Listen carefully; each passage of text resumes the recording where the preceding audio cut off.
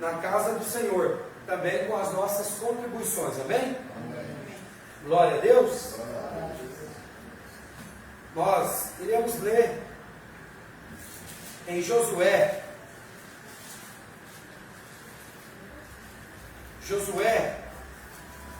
no capítulo 7. Josué no capítulo 7. Josué é o 6º livro da Bíblia.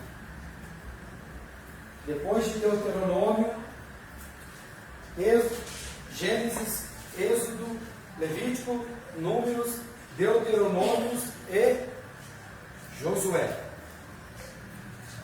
Josué no capítulo 7.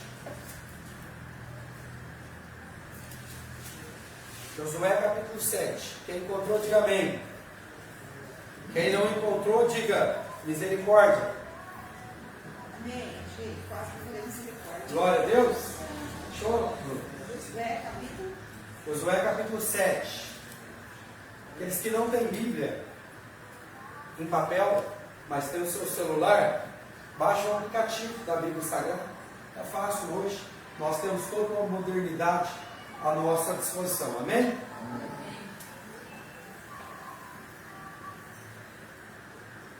Diz assim, a palavra de Deus em Josué. Ainda não lerei o capítulo 7, apenas me ouçam, todos, prestem atenção.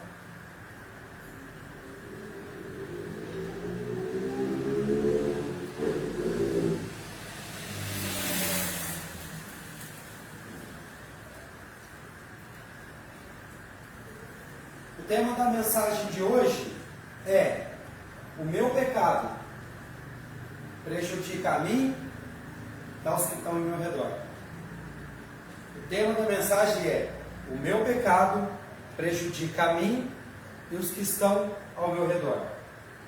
É interessante dizermos, por muitas vezes nós ouvimos isso, principalmente quando nós estamos falando dos adictos. Eu preguei essa mensagem hoje pela manhã, lá no Veredas, e uma frase que é muito comum no meio é: coitado, fulano é tão bom, mas ele faz mal só para ele mesmo.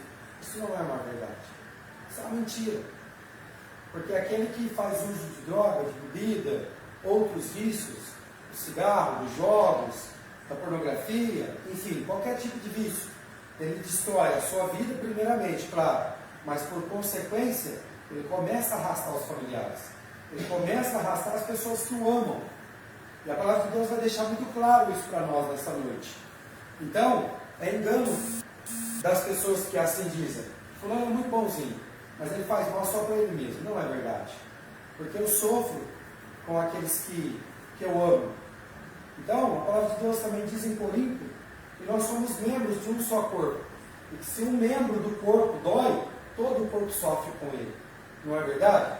Se nós temos um braço e apertarmos, por exemplo, o dedo, que faz parte do braço, no nosso portão, todo o corpo vai ficar estranho por causa de um dedinho, sim ou não?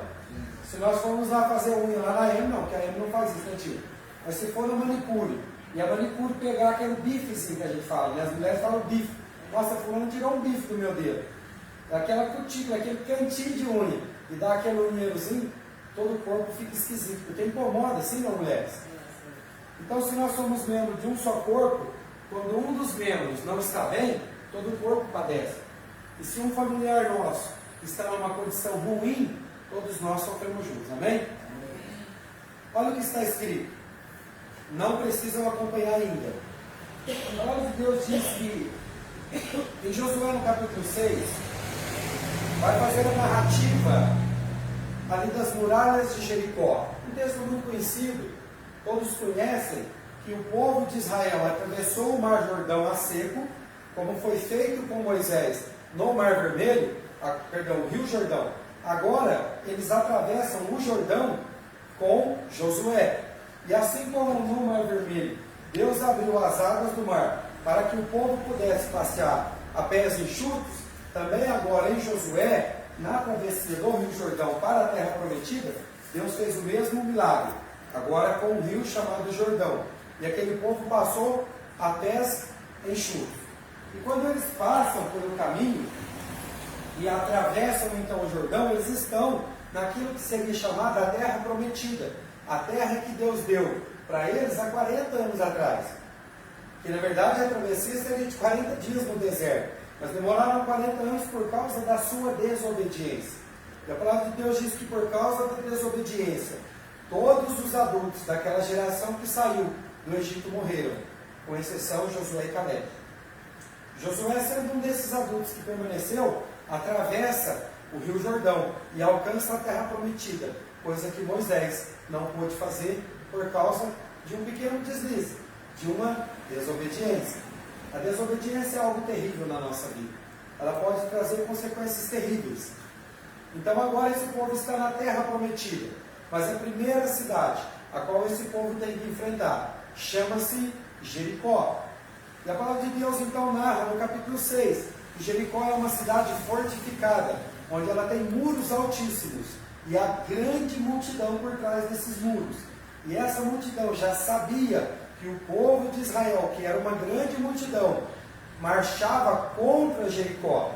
Então eles se esconderam nas muralhas de Jericó e ficaram esperando para que pudessem receber um ataque e então fazer um contra-ataque. E segundo as campanhas das igrejas que nós temos costumeiramente,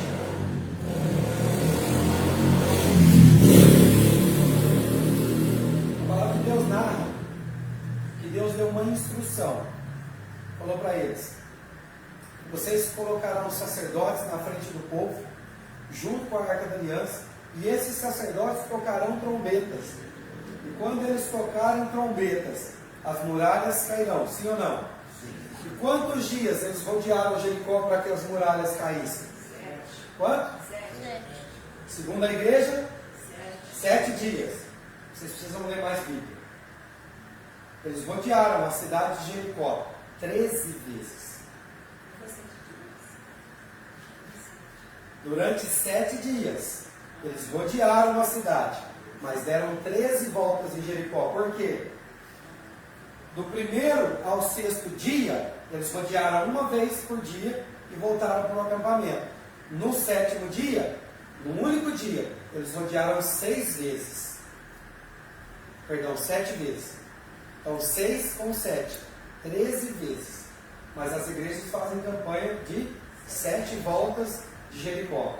É que eles pegam só o último dia, provavelmente, né? Não, na verdade é que eles fazem uma confusão danada.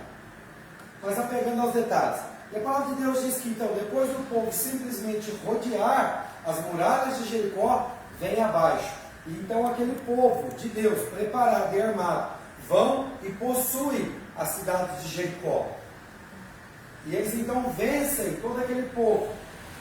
E tudo aquilo que pertencia àquela cidade, Deus disse, todo o despojo de guerra, tudo que aquele povo tinha, vocês trarão para a minha casa. Nada do que tem naquele povo vocês poderão pegar. Por quê? Se vocês tocarem em algo que não dei a vocês, isso é chamado anátema. Maldição. Quem pegar alguma coisa da qual Deus não permitiu é chamado anátema. Atraiu para você o anátema de Deus, a maldição. E a palavra de Deus então diz que, para deixar um pouco mais claro a respeito de quem é o nosso Deus e qual é o caráter dele, essa parte eu quero que vocês leiam comigo. Volte um pouquinho aí no versículo 6, no capítulo 20, no versículo 20, perdão, Josué 6, versículo 20.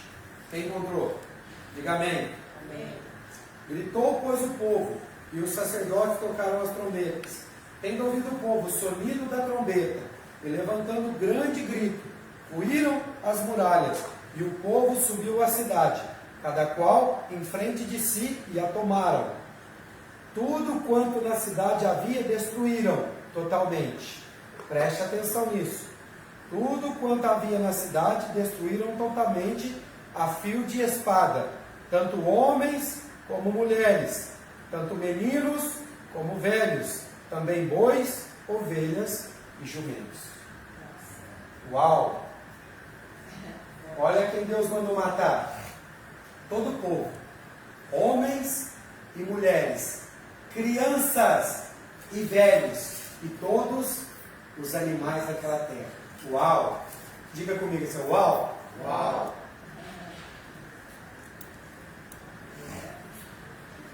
Uau, né? Por quê? Aquele povo de Jericó era um povo idólatra. Eles adoravam outros deuses. E só existe um Deus, Criador dos céus e da terra. E como Deus é intolerante com a idolatria, porque ele fala que o pecado de idolatria é semelhante ao da feitiçaria, e Deus também fala que a idolatria é como a prostituição, Deus odeia.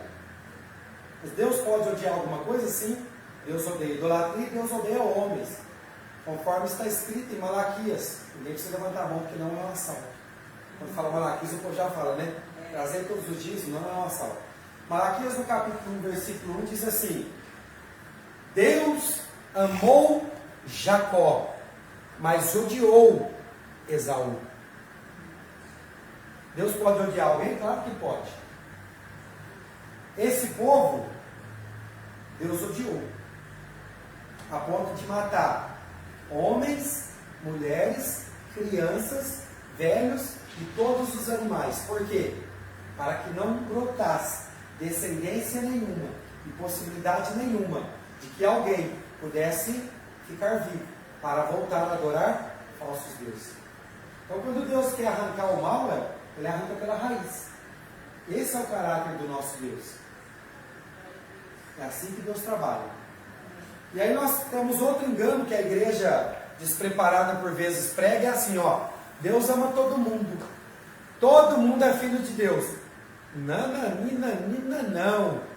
Por quê? Está escrito: porque a todos quanto receberam a Cristo, deu-lhes o poder de serem feitos filhos de Deus, a saber, os que creram no seu nome. Então, somente quem creu no nome do Senhor Jesus é filho. Os demais são criaturas de Deus. Esse povo que morreu foram criados por Deus, criaturas de Deus, mas não filho. Por quê? A palavra de Deus diz em Hebreus, no capítulo 7, porque Deus corrige e açoita todo aquele que ele tem por filho, mas aos lascados Deus não corrige.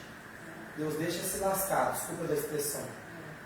Então, primeira coisa, todos somos filhos de Deus? Não. Somente são filhos aqueles que buscaram paternidade através da pessoa de Cristo, nosso irmão mais velho. Amém? Amém. Porque se fosse filho, Deus não mataria, inclusive crianças, inocentes e velhinhos. Mas Deus mandou matar todos, e até os animais. Uau, mas os animais são irracionais. Sim, mas Deus, quando quer pegar, corta pela raiz todo mal. Bom, posto isso, olha o que está escrito no capítulo 7. Eles derrotaram Jericó, sim ou não? Sim. Acabaram com tudo, sim ou não? Sim. Glória a Deus. Agora eles vão para a segunda guerra deles. Eles vão para uma cidade chamada Ai. Diga comigo, Ai. Ai. Você sabia que quando Jesus está confrontando os escribas e fariseus, ele fala: ai de vós, escribas e fariseus hipócritas. Quando a palavra de Deus usa a palavra ai, tome cuidado. Algo muito sério vai acontecer. Nesse caso, era o nome de uma cidade, Ai. Não é esse ai de ai, o que será que vai acontecer agora? Mas escute. Prevaricaram os filhos de Israel nas coisas condenadas. Ou seja, mexeram naquilo que Deus diz: todo despojo traga para a minha casa, ninguém pegue nada, porque senão será anátema, será amaldiçoado. Prevaricaram os filhos de Israel nas coisas condenadas, porque Acã, filho de Carmi, filho de Zabdi, filho de Zera, da tribo de Judá, tomou das coisas condenadas, ou seja, pegou escondido. A ira do Senhor se acendeu contra os filhos de Israel. Presta atenção. O que a palavra de Deus está me ensinando?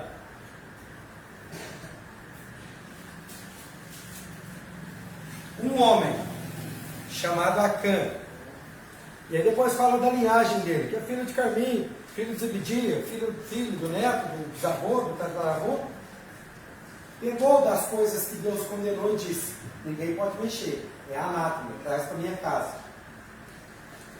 Por causa disso, a ira do Senhor se acendeu contra os filhos de Israel.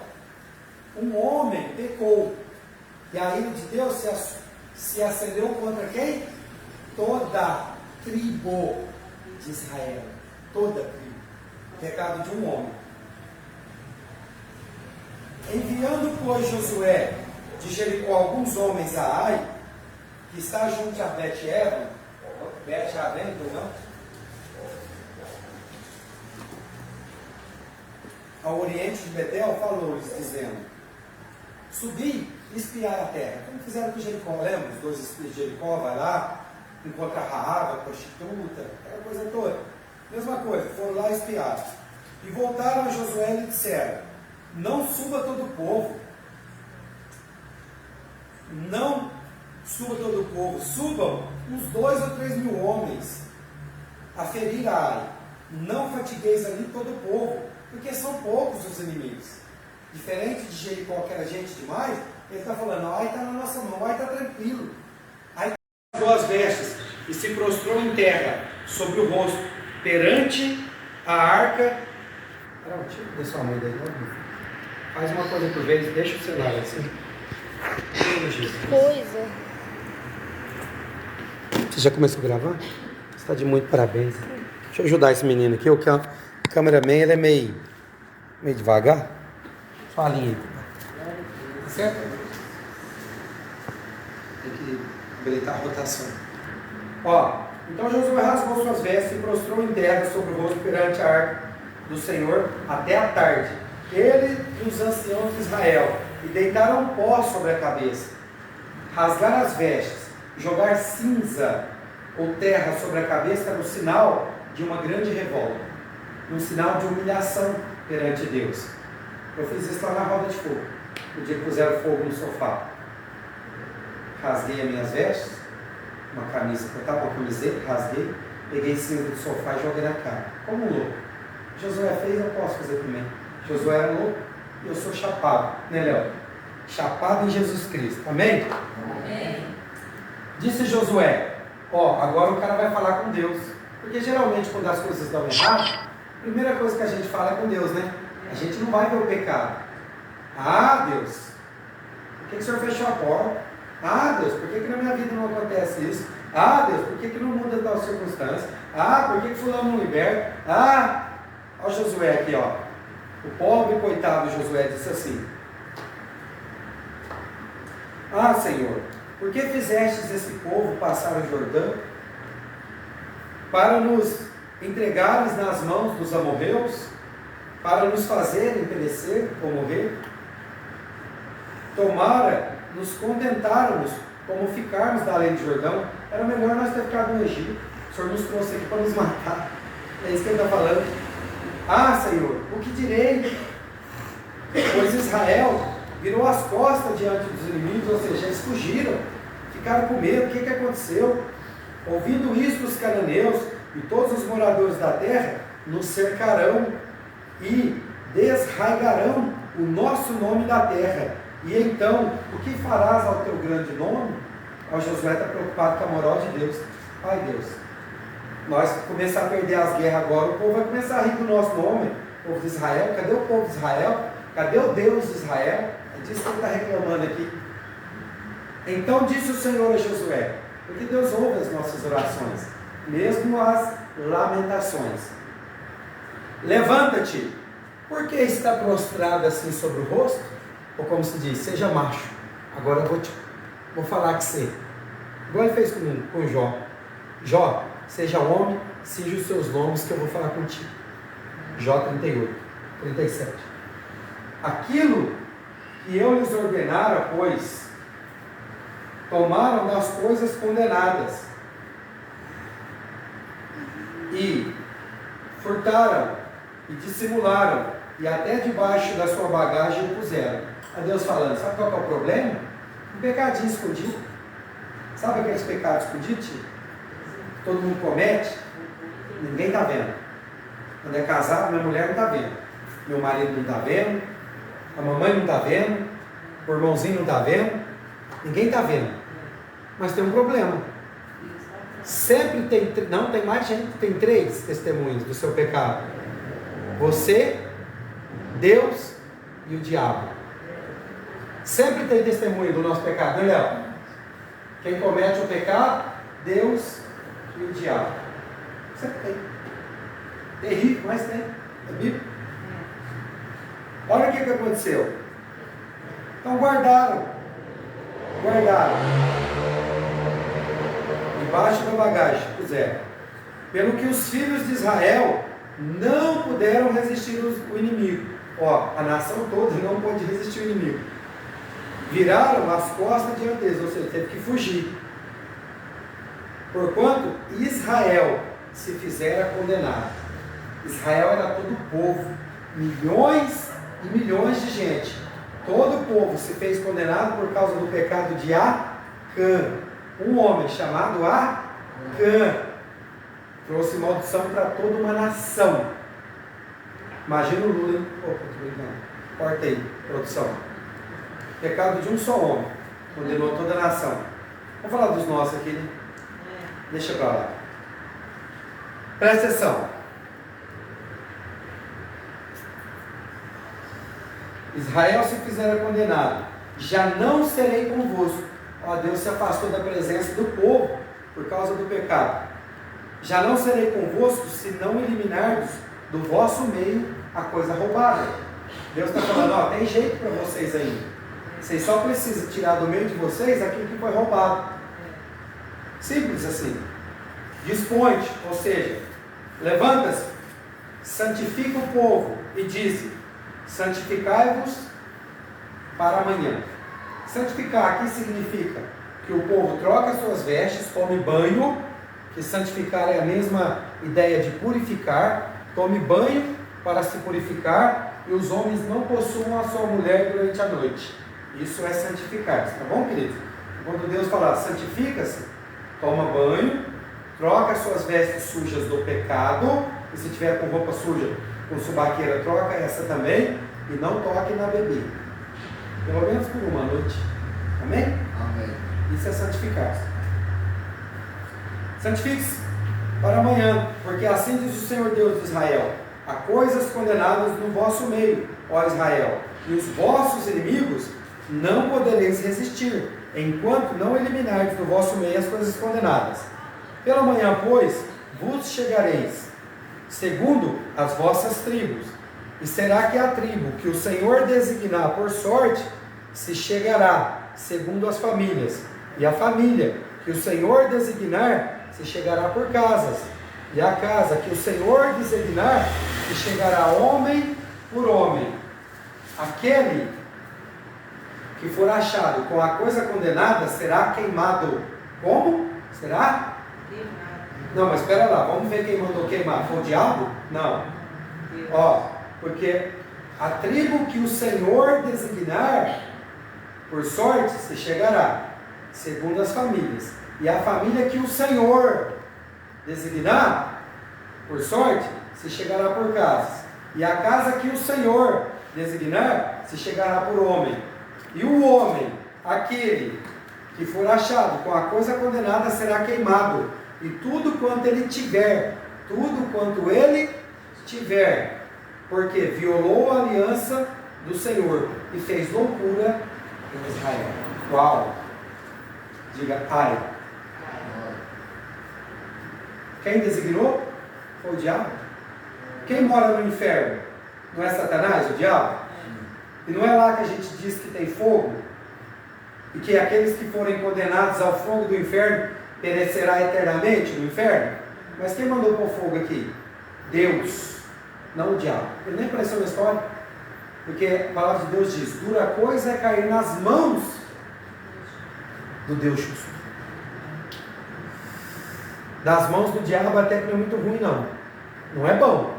Mas cair nas mãos do Todo-Poderoso pode ser terrível. Terrível coisa, diz a palavra de Deus, é cair nas mãos do Todo-Poderoso. Misericórdia. Olha o que diz. Então Josué se levantou de madrugada e fez chegar a Israel segundo as suas tribos, e caiu a sorte sobre a tribo de Judá. Fazendo chegar a tribo de Judá, trouxe a tribo inteira, muitos homens, mais de 1.000, uns 45 mil, lá vai falar quantos mil tinha cada tribo, mas vamos um pouco que seja uns 50 mil homens de Judá. Fazendo chegar a tribo de Judá, caiu sobre a família dos Zeraitas. Aí Deus falou: não, de toda a tribo, que é uns 50 mil, é só a família dos Zeraitas, do povo de Zerá. Fazendo chegar a família dos Zeraitas, homem por homem, caiu sobre a casa de Zebedi, que era avô do excomungado do Acã. E fazendo chegar a sua casa, homem por homem, caiu sobre Acã, filho de Carmi e filho de Zebedi, filho de Zerá, da tribo de Judá. Então disse Josué a Acã: filho meu, olha o culto aqui acontecendo, filho meu, dá glória ao Senhor, dá glória agora. Você já percebeu que quando o culto está firme, todo mundo fala glória a Deus, glória a Deus, mas quando a palavra está moendo, ninguém dá. Olha Josué instigando ele: filho meu, dá glória ao Senhor. Já dá uma glória a Deus aí. Não foi vocês que pegaram, não foi? Foi o Acã, né? Aqui foi o Acã, né? Mas tem que pensar aquele dia que nós pegou, que não podia. Eu também já peguei, amém? Então diz: filho meu, dá glória ao Senhor Deus de Israel, e a Ele rende louvores. E declara-me agora o que fizestes, e não me escondas. Respondeu Acã a Josué e disse: verdadeiramente pequei contra o Senhor, Deus de Israel, e fiz assim e assim. Quando vi entre os despojos uma boa capa babilônica, cara, olha como que os caras se sujam. Uma boa capa babilônica. Eles estavam na terra dos amorreus, e aquilo ali era a região babilônica, e ele viu uma capa babilônica, uma capa, achou bonita e pegou, e 200 ciclos de prata. Opa, já aumentou a cobiça aqui, e uma barra de ouro, do peso de 50 ciclos. Opa, já dava para dar uma ajeitada. Cobicei-o e os tomei, e eis que estão escondidos na terra, no meio da minha tenda, e a prata está por baixo. Então Josué enviou mensageiros que foram correndo à tenda, e eis que tudo estava escondido nela, a prata por baixo. Tomaram, pois, aquelas coisas do meio da tenda, e a trouxeram a Josué, e a todos os filhos de Israel, e as colocaram perante o Senhor. Então Josué e todo o povo de Israel com ele, tomaram a Acã, filho de Zerá, e a prata, e a capa, e a barra de ouro, e seus filhos, e as suas filhas, e os seus bois, e os seus jumentos, e as suas ovelhas, e a sua tenda, e tudo quanto tinha, e levaram-nos ao vale de Arcor. Disse Josué: por que nos conturbastes? O Senhor hoje te conturbará. E todo Israel o apedrejou. E depois de apedrejá-los, queimou-os, e levantaram sobre ele um montão de pedras, que permanece até o dia de hoje. Assim, o Senhor apagou o furor da sua ira, pelo que aquele lugar se chama o Vale de Arcor até o dia de hoje. Meu Deus, preste atenção. Deus é justo, sim ou não? Sim. Em todos os seus caminhos. Por quê? Como Deus sentenciou os inimigos? Que matassem a fio de espada todos, homens, mulheres, crianças, velhos e animais. E como que Deus trata os filhos? Pecadores, condenados. Homens, mulheres, velhos crianças e todos os animais. Ainda acrescentou, põe a tenda dele no meio do fogo também. E aqui foram apedrejados e depois foram queimados. O que significa isso? Para nós, isso é o Antigo Testamento, nos pesa um pouquinho quando nós lemos essas histórias, e algumas pessoas desavisadas que são geralmente os crentes, são muito desavisados. Eles costumam falar assim, mas o Antigo Testamento já passou, está em desuso, é? Jesus não disse isso. O que o Senhor Jesus disse é, eu não vim revogar a lei, eu vim cumpri-la. Ele não veio cancelar a lei, ele veio cumprir toda a lei. Por quê? Só ele, sendo sem pecado, podia cumprir plenamente toda a lei, mas ele não a cancelou. Se Jesus não cancelou a lei, ou o Antigo Testamento, seria eu, você, ou a igreja, ou os crentes que vão cancelar? Então toma cuidado. Aquilo que Deus disse que não é para fazer, não faz, mas aquilo que Ele disse para fazer, faz. Também está escrito, se alguém tirar um tio ou uma vírgula que seja da lei, lembra? Ninguém pode mexer. Mas o que está significando isso? No Antigo Testamento, verdadeiramente, aquela família toda foi condenada, foi sentenciada, foi apedrejada e foi queimada. Sim ou não? Que tristeza, por causa do pecado de um homem, toda a família veio abaixo. Toda a família morreu. E só lembrando, quem condenou foi Satanás ou Deus? E depois que arrancou de Israel a raiz do mal, a ira de Deus se acalmou. Eu já estou finalizando, mas só para a gente deixar claro, Deus sempre é um Deus de misericórdia, amém? Amém. Está escrito, as misericórdias do Senhor são a causa de nós não sermos consumidos. E no mesmo livro, que é Lamentações de Jeremias, diz também que as misericórdias de Deus se renovam toda manhã. Olha que lindo. Só que nós precisamos compreender. Mas então por que esse povo foi sentenciado? Por que aqueles jovens, Marquinhos, que quando Eliseu, foi lá e purificou as águas da cidade chamada Mara, que significa amarga. Cuidado com o nome que você coloca no seu filho. Que nome bonito, Mara. Mara significa amarga. E as águas de Mara eram amargas. E aquele homem então fez um ato profético, falou, pega sal, coloca sobre um prato e joga. E a água então ficou boa.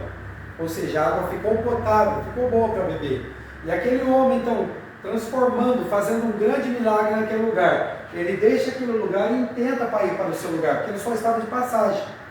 E aqueles jovens vão gritando, sobe careca, sobe calvo, sobe calvo, sobe calvo, quilômetros.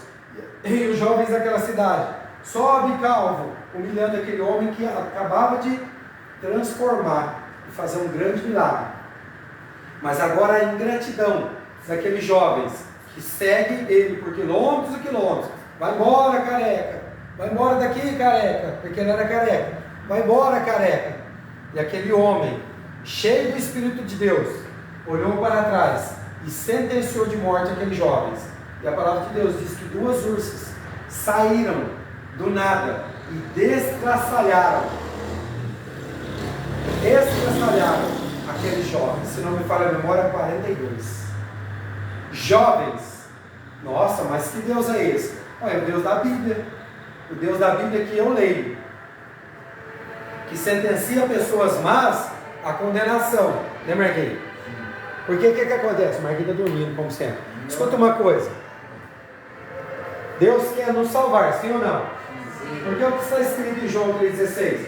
Porque Deus amou o mundo de tal maneira que deu o seu Filho unigênito, para que todo aquele que nele crê não pereça eternamente, mas tenha vida eterna. Então a vontade de Deus também está escrita é que nenhum se perca, nenhum se quer. Mas as pessoas vão se perder, não vão, Léo? Por quê? Porque elas querem. Porque Deus não obriga ninguém, não é, Fernando? Deus não obriga ninguém a amá-lo, Deus não obriga ninguém a segui-lo. Porque está escrito em Apocalipse capítulo 3, versículo 20: eis que estou à porta e bato. Se alguém ouvir a minha voz, abrir a porta, eu entrarei, cearei com ele e ele ceará comigo. Mas nós temos que abrir a porta, sim ou não? Sim. Logo nós temos que querer a presença dele, sim ou não? Sim. E se nós não abrirmos a porta, ele vai arrombar a porta? Não, mas Satanás vai. Porque Jesus e o Espírito Santo são educados. E ele só entra na vida da gente se nós o convidarmos. E Satanás? Não. Ele é carudão. Mas não é que ele é carudo, mas a gente fala isso. Mas na verdade, ele só pode entrar na vida de alguém pelo pecado.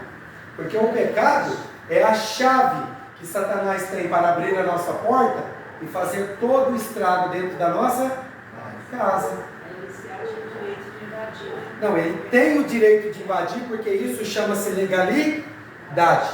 Se eu não tenho uma vida de pecado, de promiscuidade, de qualquer tipo de pecado, Satanás não tem motivo, razão, circunstância, autorização para entrar na vida de ninguém.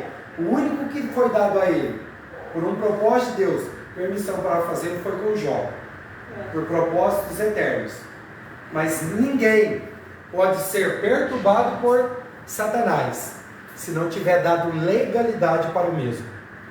Porque é o que a palavra de Deus diz, eu tenho ensinado isso para vocês, culto após culto: sujeitai-vos a Deus. O que é sujeitar-se a Deus? Estar com Ele, na presença dEle, em oração, em santificação, em busca da palavra, nos cultos, enfim, esteja sujeito a Deus, que a sua vida seja rendida a Deus. E resistir ao diabo, lembra que resistir? O original grego aqui é pegar pelo colarinho e fazer força contra. Isso é resistir ao diabo. Então sujeitai-vos a Deus e resistir ao diabo, e ele fugirá de vós. Então quem tem que ter medo? É Satanás que tem que ter medo do homem e da mulher de Deus, não o contrário. Mas o que nos desqualifica para que possamos resistir ao diabo? Os nossos pecados, que também é a mesma coisa que nos desqualifica diante de Deus, porque está escrito: não são os meus braços que estão encurtados e nem os meus ouvidos que estão surdos, mas o teu pecado faz separação entre mim e vós, diz o Senhor. Pecados. Neste caso de Acã, pecados escondidos. Mas Acã sabia, sim ou não? Sabia, tanto é que confessou. Deus viu, sim ou não? Sim. E Satanás viu, sim ou não? Sim. Porque em Apocalipse está escrito, onde Satanás fica, Ângela?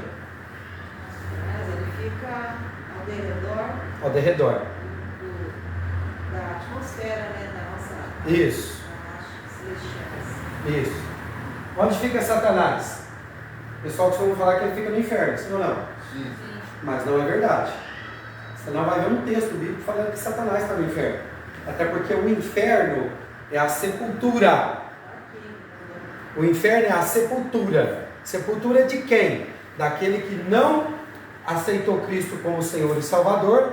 Quando morre, ele vai para a região dos mortos, chamado Hades ou Seol, que é o inferno, que não é a condenação final, porque a condenação final é o lago de fogo e enxofre, porque a morte e o inferno serão lançados no lago de fogo e enxofre. Então o inferno é a antessala do que vem de pior, sim ou não? Sim. E o céu? O céu ainda não é nosso. Por quê? Quando morremos, vamos para o paraíso, o seio de Abraão. Aí depois, quando vier o julgamento e nós já estamos salvos, aí sim, nós podemos dar uma passeada no céu e reinaremos com Deus na terra. Porque eis que veja a nova Jerusalém, que desce sobre a terra. E Cristo governará a cidade santa na terra. Então nós seremos arrebatados ao céu, mas não permaneceremos lá muito tempo. Segundo o relato bíblico, aí tem vários tipos de pensamento, pós-tribulação, média-tribulação, antes da tribulação, mas alguma coisa eu sei, 3 anos e meio a igreja será retirada da terra e depois descerá com Cristo. Mas vamos deixar essa parte escatológica para lá. Mas vamos voltar. Então onde está Satanás? Segundo as Escrituras Sagradas, nos céus, nas regiões celestiais. Mas há 3 céus: os céus que nós olhamos e vemos, das estrelas, o céu das potestades e o céu onde está o trono de Deus. E Satanás estará onde? No segundo céu, onde há guerras, batalhas. Lembra de Daniel? Houve batalha no céu, e o anjo Gabriel veio descer a bênção, mas foi resistido, e aí teve que vir o Miguel, e travou a batalha, aí ele desceu e entregou. E a palavra de Deus em Apocalipse diz que Satanás fica diante de Deus, assistindo perante Deus e acusando os filhos de Deus. Qual é o grande problema que nós temos? Quando cometemos pecado, nós temos um adversário que fica de dia e de noite diante de Deus. Viu o que ele fez? Viu o que ela está fazendo? Viu o que ele está fazendo? Viu o que ele fez? Escondido? Quando a esposa dele não estava? Quando o filho dele não viu? Quando ele não estava no culto? Quando ele não estava pregando? Quando... Diante de Deus. Está escrito em Apocalipse.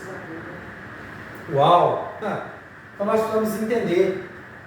Satanás, o diabo, do grego diabolos, e Satanás, que vem de Satã, que significa promotor ou acusador, porque nos tribunais não é assim, o promotor não fica acusando e o advogado não fica defendendo. Então essa lei da terra também ela é estabelecida no céu, porque Satanás fica nos acusando de dia e de noite. E quem é o nosso advogado? Jesus. O meu advogado é o meu Senhor, ele me defende do acusador. Não é assim que canta lá? Não é? A moda, eu sou ruim para cantar, vocês me perdoem, mas isso é uma verdade. Então enquanto Satanás, o nosso adversário, nos acusa diante de Deus de dia e de noite, o que Cristo faz? Nos defende, quando é possível. Porque quando a gente comete um crime, não é, Bruno? O advogado não tem um certo limite de atuação, dependendo da merda que nós fizemos, né, Léo?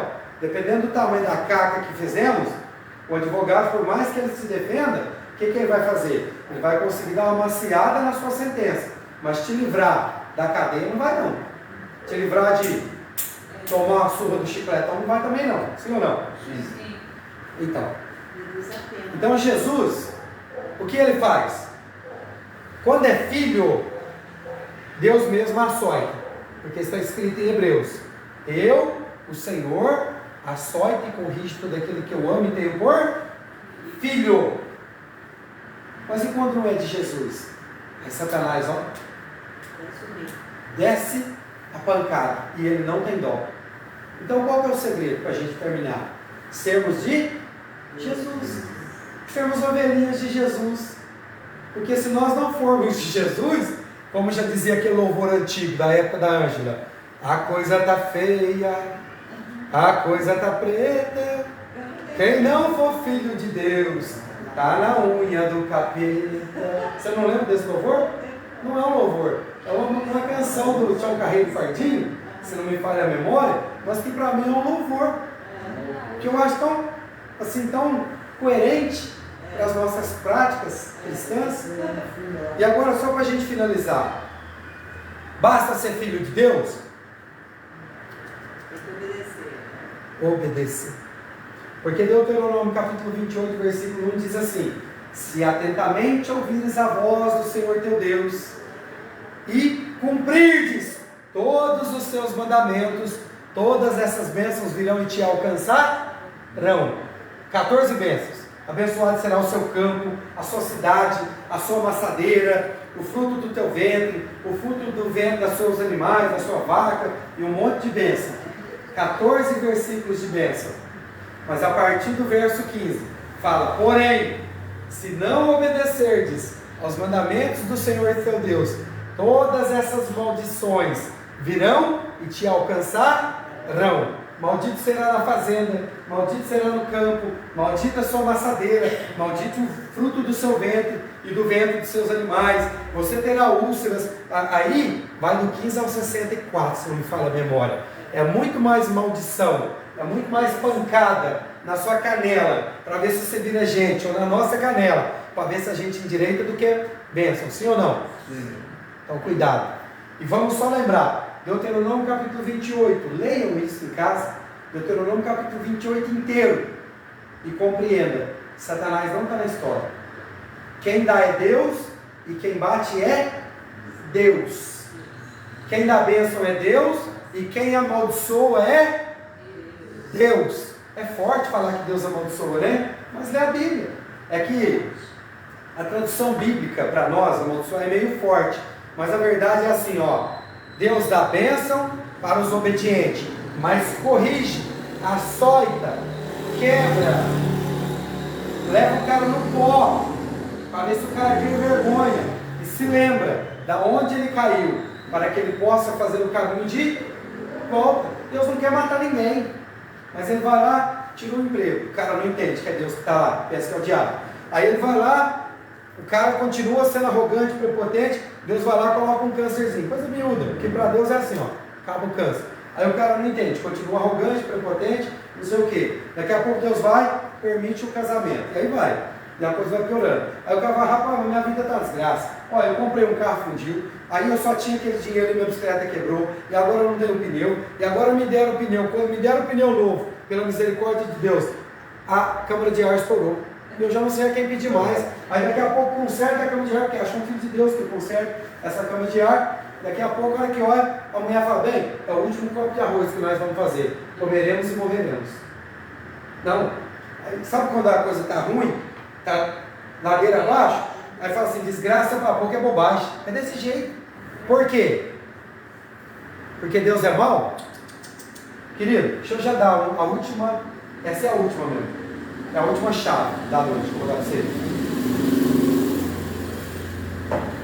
Quando a vida de alguém aqui estiver ladeira abaixo, não culpe o Senhor e nem menos o coitado do diabo. Olhe para dentro de você, consulte o seu travesseiro e o seu coração e reconheça o seu pecado. Agora, deixa eu falar um pouquinho sobre pecado. Mas pode ser que você está pagando um preço que não é teu. Porque o pai do Acã cometeu pecado ali? Não. O avô dele cometeu? Não. E a esposa dele? Não. E os filhos? Não. E os animais? Não. Então pode ser que parcela do pecado pelo qual você está padecendo nem seja teu. Porque está escrito em Deuteronômio capítulo 5, em Êxodo 20, que é a mesma palavra. Visitarei a maldade dos pais nos filhos, até a terceira e quarta geração daqueles que me aborrecem. Pode ser que o que está acontecendo de mal na sua vida, Leonel, nem seja culpa tua, seja culpa das suas gerações. Pastor, como que eu fico livre disso? Primeira coisa, entregue a sua vida ao Senhor Jesus, porque Ele já levou toda a maldição no madeiro, ou seja, na cruz. Segundo, confesse os pecados da sua casa e da sua família. Já morreram? Não importa, para Deus. Os pecados, deixa eu explicar para vocês o que é pecado. Pecado fica nas regiões celestiais, fica na eternidade. E somente é perdoado o pecado que é confessado.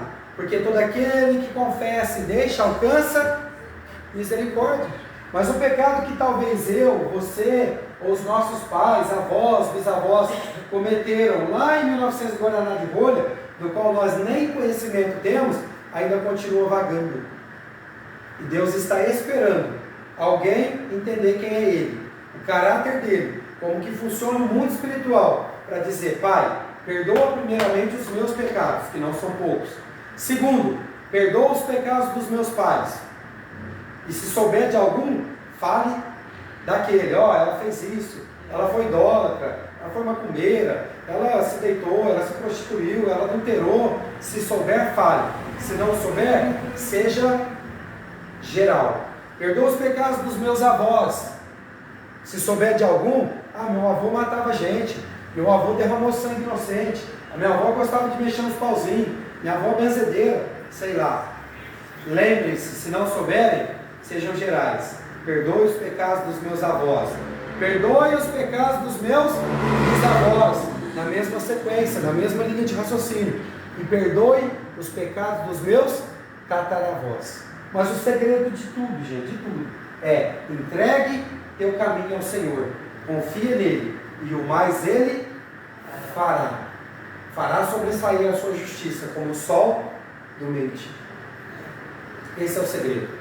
Eu sou filho de maldição, eu sou neto de maldição, e a maldição alcançou minha casa, até a minha geração, até o dia que eu entendi que em Cristo todas as maldições são quebradas na cruz. E então eu me levantei e disse: da minha geração para frente, 1000 gerações serão abençoadas, porque também está escrito, né? Visitarei a maldade dos pais e dos filhos até a 3ª e 4ª geração daqueles que me aborrecem. 4 gerações. Mas farei misericórdia de até 1000 gerações daqueles que me amam e guardam os meus mandamentos. Obediência. Que Deus nos abençoe. Vamos ficar de pé? Para parecer que está acabando?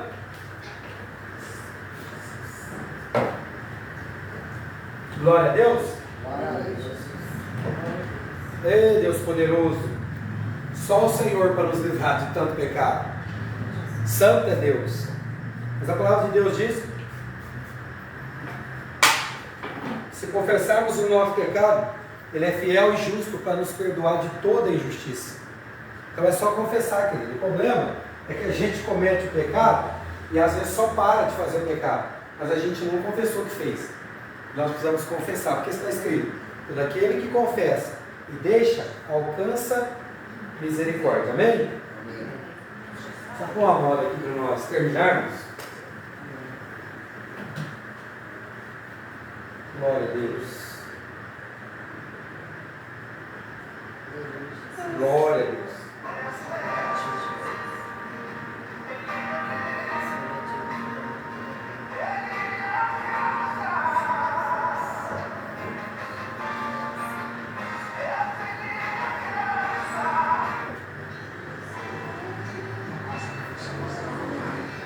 Vamos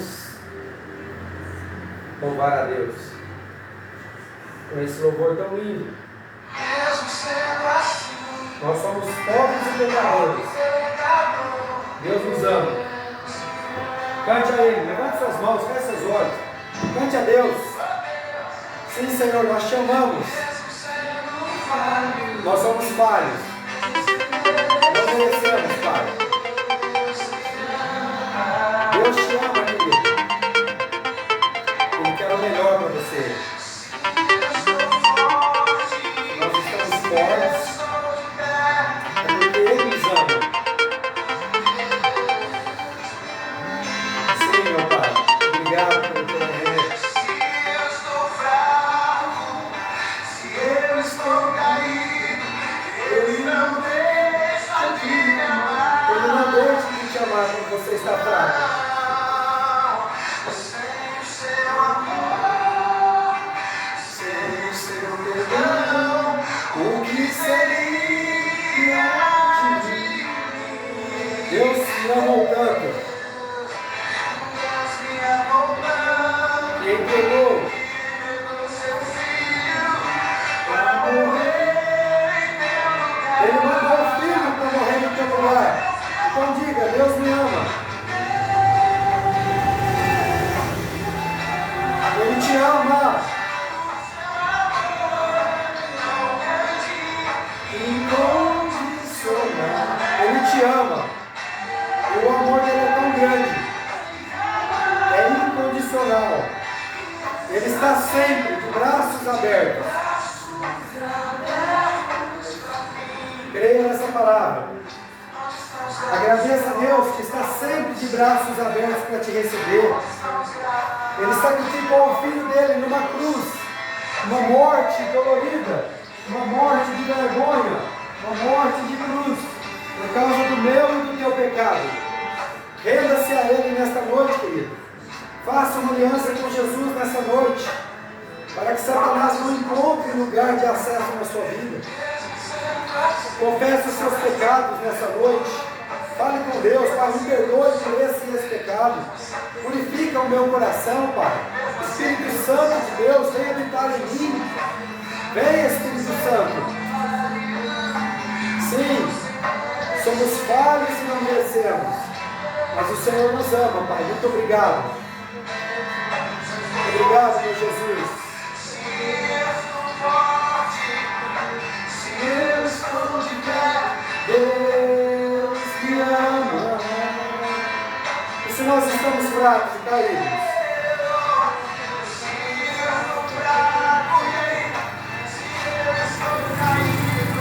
Ele não deixa de me amar. Ele não deixa de me amar quando eu estou fraco e caído. E sem perdão. E sem de mim. Deus me amou tanto. E Ele entregou seu filho para morrer em meu lugar. Declare, Deus me ama. Declare. E o seu amor é tão grande e incondicional. Obrigado, meu Jesus. E Ele está sempre de braços abertos.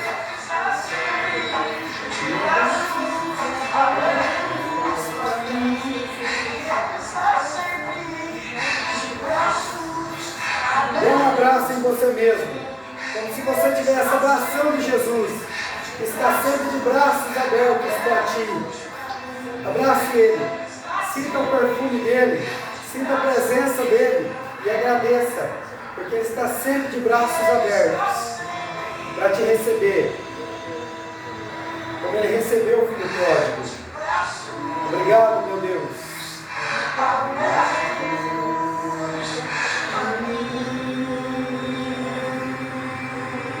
Glória a Deus, vamos aplaudir a Deus. Glórias a Deus. Aleluia. Glória a Deus. Glória a Deus. Glória a Deus. Vamos receber a bênção. Que o grande amor de Deus, as consolações do Espírito Santo, o poder desta palavra ministrada, que o Espírito Santo de Deus possa alcançar acesso no teu coração e trazer à memória tudo aquilo que você precisa colocar diante de Deus em perdão. Que nesta semana você possa fazer uma limpeza espiritual do teu coração. E como nos ensinou a palavra de Deus, que você possa se santificar na presença de Deus. E que Satanás não encontre lugar de acesso na sua vida por causa das legalidades, chamado pecado. Pai, eu abençoo a tua igreja pelo nome de Jesus e quero declarar, Senhor, que seja uma semana de bênçãos, uma semana de vitórias, a começar ainda desse dia, que é o primeiro da semana, que o Senhor possa preparar, Pai, o melhor para a tua igreja, que esse povo, Senhor, seja cheio do Espírito Santo e que todas as decisões deles sejam guiadas pelo esse mesmo Espírito. E que o Senhor fortaleça eles, Pai, para que possam tomar decisões assertivas, no sentido de deixar toda a vida de pecado e alcançar do Senhor os grandes favores e bênçãos que o Senhor tem para nós. Nós te agradecemos, pelo nome de Jesus, amém, e graças a Deus. Amém. Está consumado. Terminamos nosso culto. Saúda o teu irmão com a paz do Senhor Jesus. Declara uma ótima semana.